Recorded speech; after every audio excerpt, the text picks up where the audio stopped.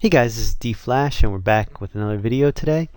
Today we're going to take a look at analog and how we can use it to create a lead sound. So what we've got here is a drum beat and a MIDI track. There's nothing on the MIDI track yet. We're going to put the analog over there. But here you can hear the drum beat.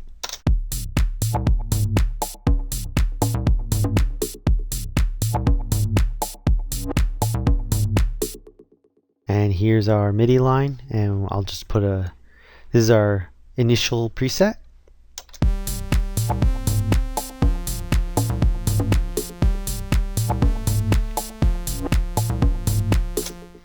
Okay, so let's take a look at analog. Now what analog is it's a analog synthesizer model. So what it does is it tries to emulate what an analog synthesizer would sound like.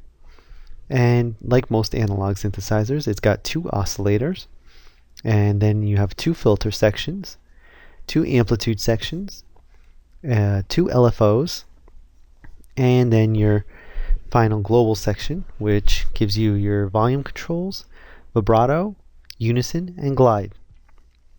So we're going to start with our oscillators, and the way that you get a full sound from your analog synthesizer is by detuning your oscillators from each other. So right now we've got both oscillators turned on and both oscillators going out at full volume. But it just sounds like one oscillator. So what we're going to do is we're going to detune oscillator 2 away from oscillator 1. And we're going to move it up 4 semitones. Now you can hear both oscillators and you give a better, fuller sound. But what we're going to do is, to get them away from sounding just right, we're going to move oscillator 2 a little bit out of tune.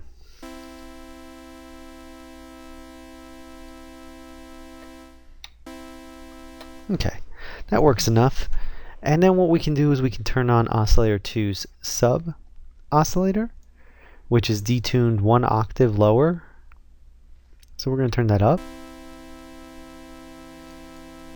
That's it at full, and we'll bring it down to around 70. We're going to bring oscillator 2 down in volume, and that should be good. And what you have here, this is your filter section, or your filter control for the oscillator, and it's sending it to filter 1. And we have oscillator 1 going to filter 1 also. And that's how we're going to work today. You can come up with bigger sounds and different sounds by using the two filters differently, but for today we're going to just work with one. Now you have your frequency and your resonance, which you've seen in other effects that we've gone through, and much like the auto filter, you can bring the frequency down, and now we're working with a low pass 24 dB filter. You can change those to all sorts of different ones, and you'll remember from the auto filter that we had low pass, band pass, notch, and high pass filters, and so these work very similarly. And what we're going to do is we're going to turn this down to around 378.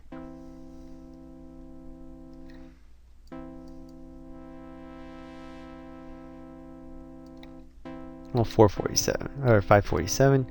And then we're going to bring the resonance up.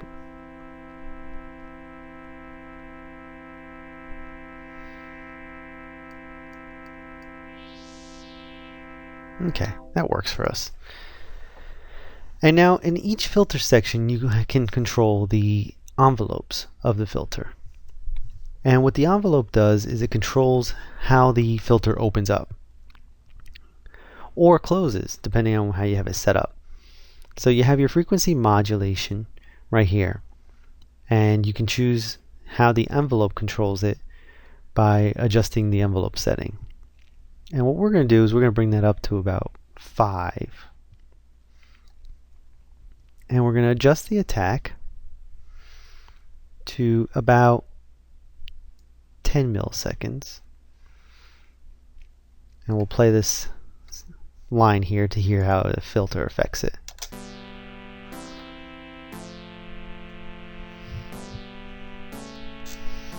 We're going to bring the decay down to about 200.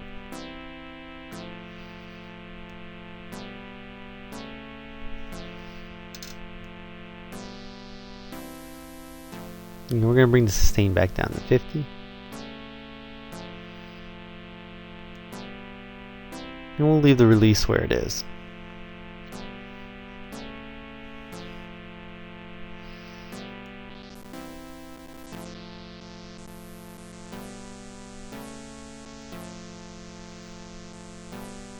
Okay, that works for now.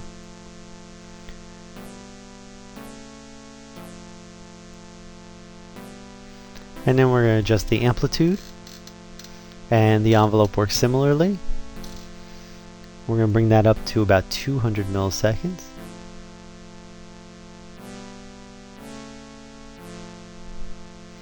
And we're going to bring the decay down a little bit.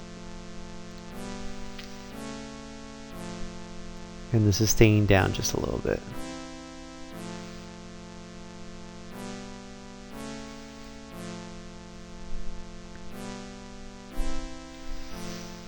Okay, that's working pretty much how I wanted it to.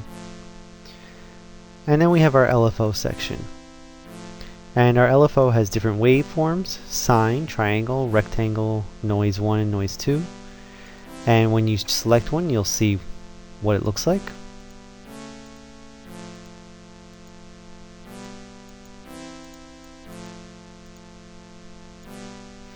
And we're going to stick with a simple sine wave. We're going to turn it on.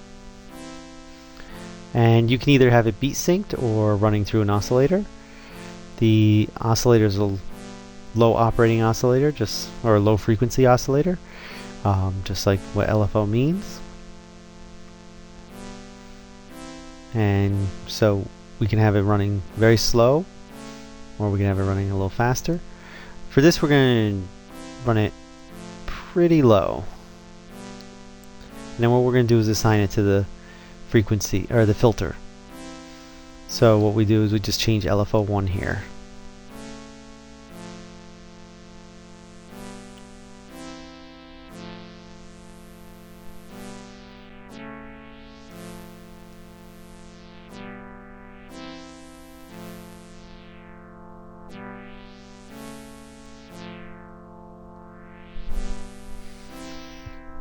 And that's pretty much how you get started with analog.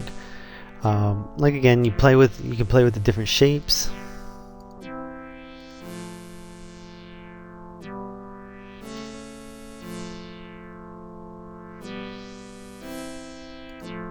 And also you can change in the global section is where you can really tweak things. Like we can change this to just a monosynth, which actually works a little better. You can adjust your glide. And what your glide is how long it takes to go from one note to the next. So we've got our first note, and here comes our second. And then if you make that higher, you'll hear what it sounds like.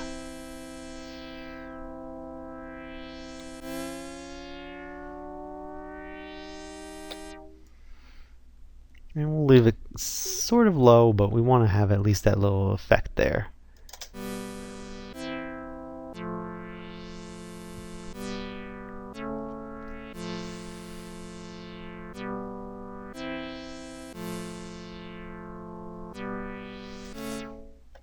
And then if you find that there's a part for an effect that you want to add to analog, remember that you have all of your audio effects that you can also play with. So say you need a chorus effect to add to analog to widen it. You just drag chorus over. You don't need to have chorus built into analog. And so then you can play with it a little bit, and we're going to bring it in and see what it sounds like.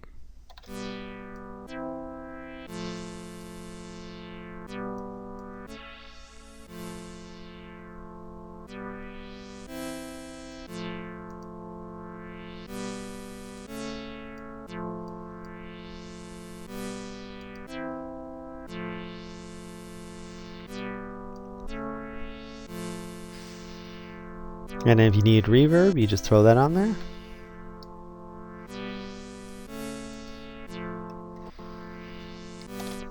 And then when you're playing with the LFO, it's best to Probably have your beat going at the same time so you can see how it grooves with the beat.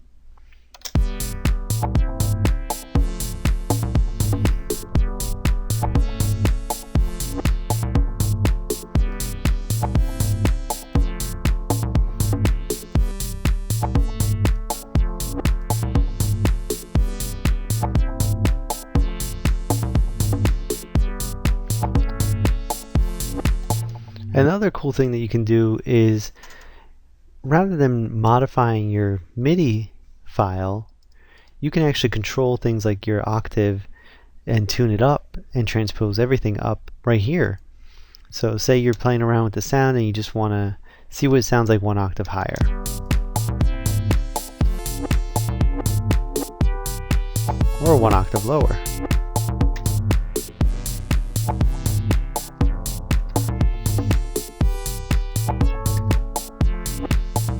Or semitones. And remember, any parameter in analog you can automate by either drawing in or by turning a knob on your MIDI controller while recording. So say you want to do,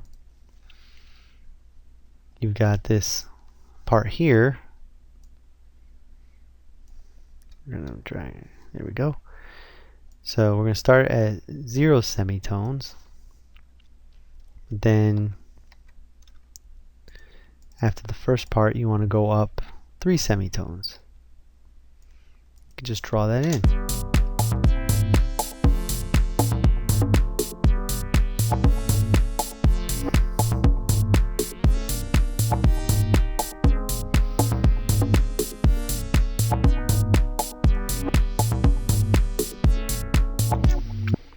So there's a lot of creative control that you have over these synthesizers. And like I said, it's simple to start, and then you just start diving in and you start tweaking different things and learning how it works. If you have any questions or tips, definitely leave them in the comments. And even if you have some interesting presets, I'd like to see those, so definitely post them in the comments. And thanks for checking out the video. Make sure you subscribe. We're going to be going through some more instruments and different things that you can do with Ableton. And thanks for checking out the video.